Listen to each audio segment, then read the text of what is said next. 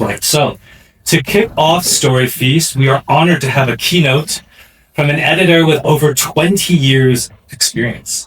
She and I actually worked together back then, way back then, 20 years ago, at Penguin, before it was Penguin House. This editor extraordinaire, has worked on some of the most successful books of all time. She's done nearly everything, and she's an active force for change to promote diversity in the publishing industry. So please join me in welcoming Wendy Shakespeare.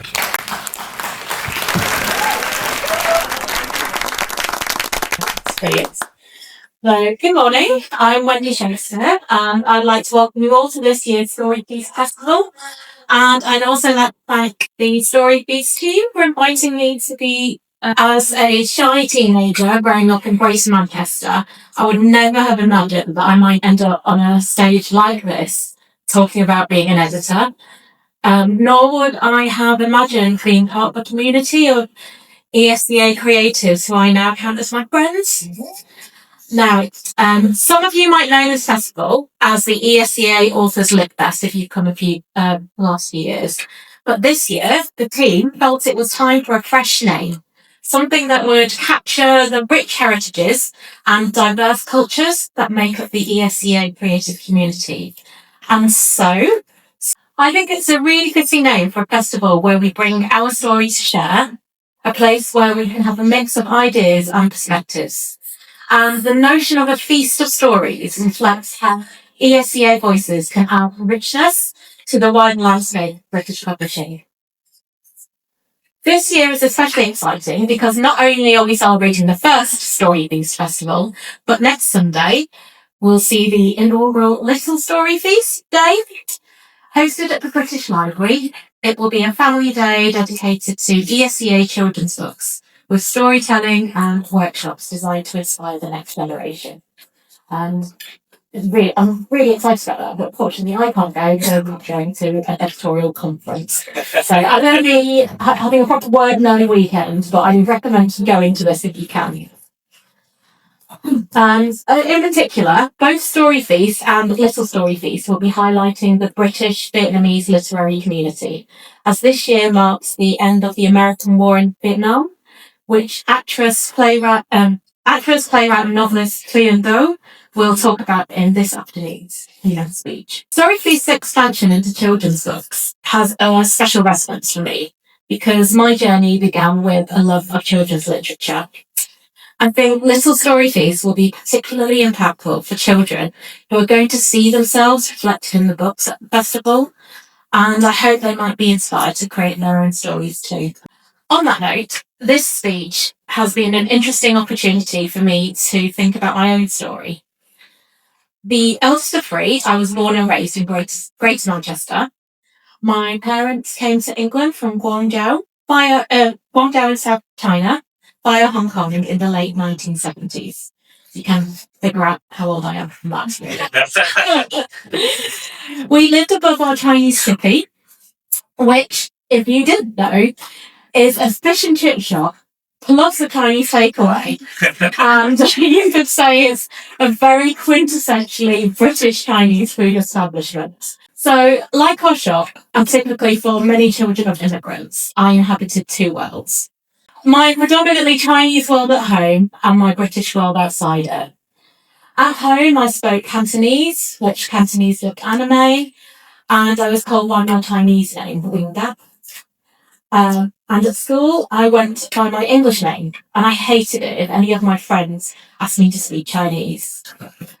Of course, I now know that there was no meanness in their requests. They were simply curious, but it made me acutely aware that I was different. However, I'm really glad to say that my difference was always treated with curiosity and kindness, and I was never bullied at school. So, working in a chippy, my parents didn't have a traditional 9-to-5 job, so I didn't get bedtime stories. Nor did I get tales of Chinese myths and legends, because my mum was Catholic and I was brought up in that religion too. So growing up, I didn't know the story of how the animals in the Chinese zodiac came to be chosen. But I could talk about how Jesus fed a ton of people with bread and wine. Bread and fish and water. Nevertheless, my English babysitter used to read to me and her grandchildren as well. And I love stories. As I got older, I read all the time. I don't know if this comes from speaking two languages. So for me, most things have two names, a Chinese name and an English name, including myself. I have two names as well. But I really loved wordplay and about how words worked. My first spark, when I truly understood just how much fun you could have with words, was at the age of 7, when I was reading Charlie and the Chocolate Factory all by myself, like a big grown-up girl, and came across the scene about the square swedes that look round. So it's just there if you want to remind you. I'm not going to read it out loud. And it's a scene in which Roald Dahl plays in the word look, meaning how something appears, and look meaning the act of perceiving something with your eyes. And in this scene, the children are complaining to Mr. Wonka that the square sweets don't look round, they look square. However, Mr. Wonka sets them straight when he opens the door to the square sweets, and all their eyes swivel round to look at him. So indeed, they are square sweets that look round.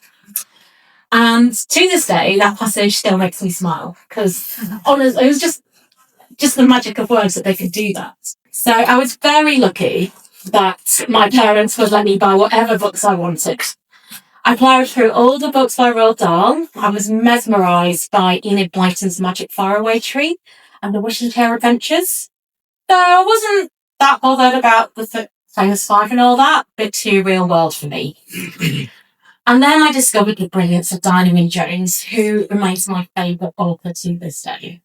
By the way, this is maybe Matilda's humble brag. I have not read all the books yet. That's still the wish. So, growing up, the emphasis for me was on education being a way to attain a better future. And I think that speaks to, a lot of children, and particularly immigrant children, I think. So that's why my brothers and I were encouraged to read. It's also why my mum didn't make us go to Chinese school or work in Chippy, which seems to have been a typical experience for some British Chinese kids. Mum preferred that we worked on improving our English and that we did schoolwork instead of shop work. And despite this, though, I didn't feel any particular pressure to excel. In fact, I was an absolute swot who loved both maths and English, and I did well at school. Sickening, I know. Sorry. Of course, my mum thought I should be a lawyer. However, when I was a teenager, and my older cousin said to me, "You know what? I think you'd be good at being an editor. And you can work on books when you do that." I knew instantly that is what I wanted to do. I wasn't good at creative writing. I loved the English language. And I even liked correcting my friends' essays. So, of course, being an editor sounded like a perfect career path for me. And I never thought, I'm Chinese, so I can't be an editor. I simply thought, if I want to be an editor, I need to be good at English. And in fact, I need to be better at English than all the other English people around me. And I have to admit, I still think in a very similar way today. I can't just be good. I must always strive to be better. And it can be exhausting, but I do encourage the mindset that no one knows everything. And there's always something new to learn. But even with 20 plus experience, I'm still not quite questioning myself, but I'm always questioning what I do, whether it's the right decision. And I'm always researching to see what English conventions are. So I think just being an editor is really a lesson in always being humble as well, I think.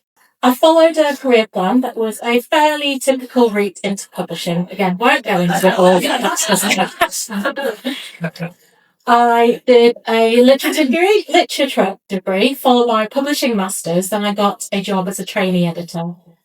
In case you're wondering, plan B was to do a law conversion course if I did get a job in publishing. I'm just really glad that my mum wasn't aware of the advice at the time with the editors. Because in 2001, at the London Book Fair, my friend actually did ask a careers advisor what she needed to do to be an editor. The answer was You need a rich husband. True story. That was absolutely true. 2001 was a very different time, or at least I hope that's the case. My first job was as a graduate trainee in 2001 at a history publisher in Gloucestershire. On the interview day, being different worked in my favour, but not because of my ethnicity. It was because I was the only interviewee who expressed a genuine interest in canals and railways. Because, no, seriously, I think industrial history is fascinating. So, I mean, that is a lesson really in being true to yourself and not embrace your geekdom. If, or whoever you are, whatever you do, don't worry. And if you love something about a job, show it and say it in your interviews. I learned so much there, and I will always advocate for small independent publishers as a brilliant starting point. My most significant job has been my 16 years at Puffin Books, where I had an oversight of scheduling and copy editing and proofreading. And I've not worked with all the authors, as Eric may have suggested, but I've worked with amazing authors, including Mallory Blackman, Adam Kay, Anne Colfer, Tom Fletcher, and Robin Stevens, and all the Wimpy Kid books as well. So, and I still proofread the Wimpy Kids for the American publisher. Currently, I'm working part-time as the fiction publishing manager at Scholastic Books, where my job is similar to what I did in Puffin. And on my non-scholastic days, I'm a freelance editor, and I occasionally deliver editorial training, and I'm also a reviewer for Inclusive Books for Children, who are one of the sponsors of this event. Let's just say I like to be busy. I do want to acknowledge, though, even though it seems quite straightforward, my career journey, that getting a job in publishing can be tough. Before my first job, I had several failed interviews and a little bit of ugly crying when I got the nose. And I was really lucky to be accepted by an independent publisher that had a regular intake of graduate trainees.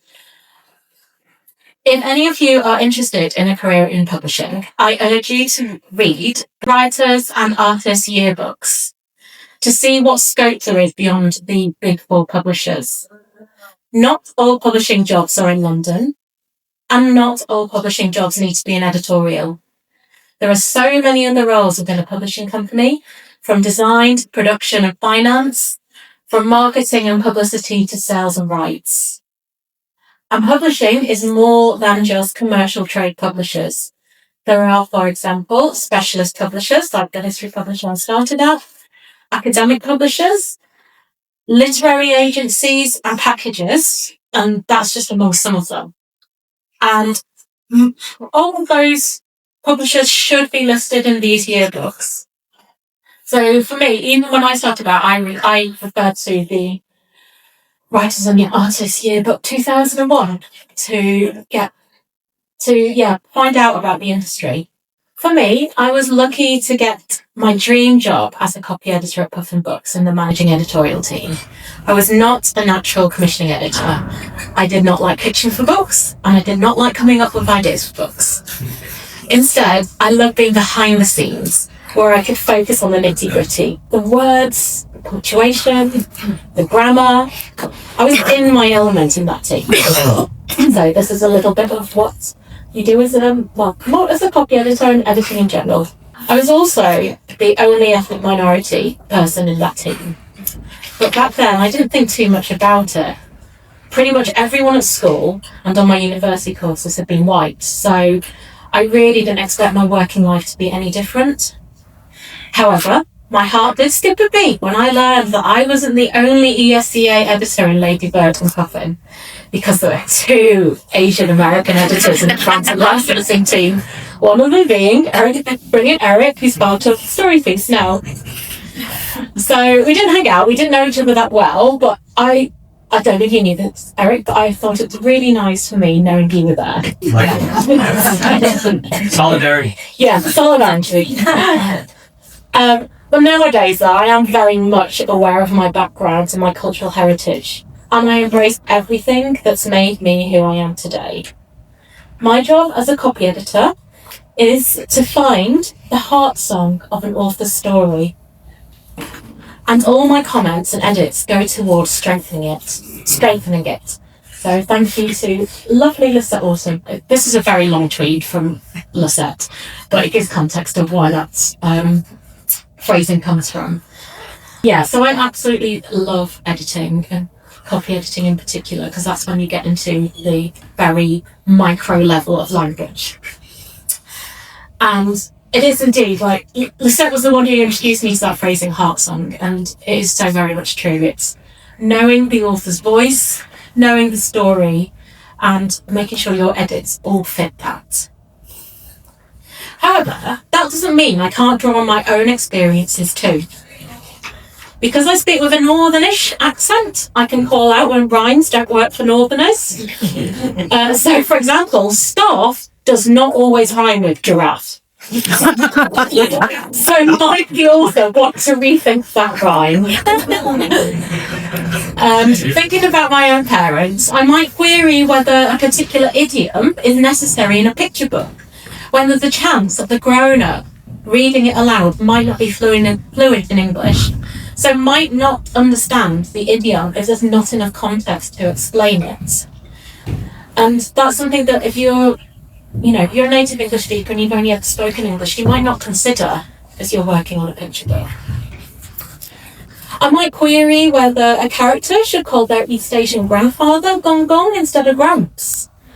Or I might check the exact layout of a Chinese takeaway shop front, because the descriptions don't quite marry up to my own experiences. And in some cases might even offer a floor plan up for the author to choose from. Of course, it's only natural that any editor can, if appropriate, bring their own experiences to bear when working on a book. And it's entirely reasonable that all my previous examples could have been picked up by someone else. However, I think there's an undeniable value in having editors from a diverse range of backgrounds, because then that means we have a richer pool of experiences and perspectives that can enrich the stories being published. And that's why representation matters both on and off the page. A little bit of serious statistic here. In England and Wales, approximately 9% of people identify as Asian or Asian British, and the ESEA population of the UK is about 1.3%.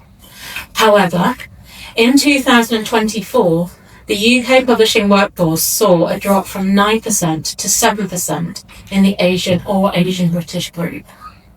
And as you can see from these statistics, we're not quite there in representation yet, but that's the important word, is yet. And I think, it could and probably will happen at some point. Esteemed scholar, Reading Sims Bishop, wrote about books being mirrors, windows, and sliding glass doors. Books as windows offer readers a view of the world that can be different to their own. And books can be mirrors too. When a child sees their life and experience reflected back at them, when that child sees themselves in a book. So wouldn't it be great if we could have just a few more people working on the books for whom those stories are more like mirrors too, rather than merely windows? For my part, since going freelance, I've loved being able to copy edit and proofread several books by ESEA authors. I think a number of whom are here today. And I would not have had the opportunity to do so previously, or at least not to the same extent. I feel enriched for having worked on books in which I have had the opportunity to reflect on my own British-Chinese experience in new ways, and I hope that they also benefited from what I've brought to bear in working on them.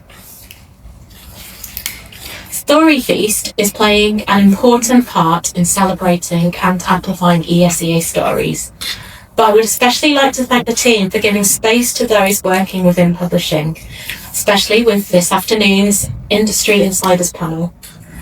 Of course, literary festivals should champion authors and illustrators, but rarely do you hear from those who are behind the scenes, so it's brilliant that we are being represented too. Because in order for meaningful representation to be achieved, We need diversity and inclusion within the publishing industry as a whole. As we begin today's panel and look ahead to Little Story Feast next week, I would like for festivals like this to become places not only where stories are celebrated, but where people, young and old, can be inspired and where futures can be sparked. Most of all, I hope that through events like StoryFeast, we can build an industry and a community where everyone's stories are not just heard, but valued, not just welcomed, but woven into the fabric of publishing in the UK as a whole. Thank you very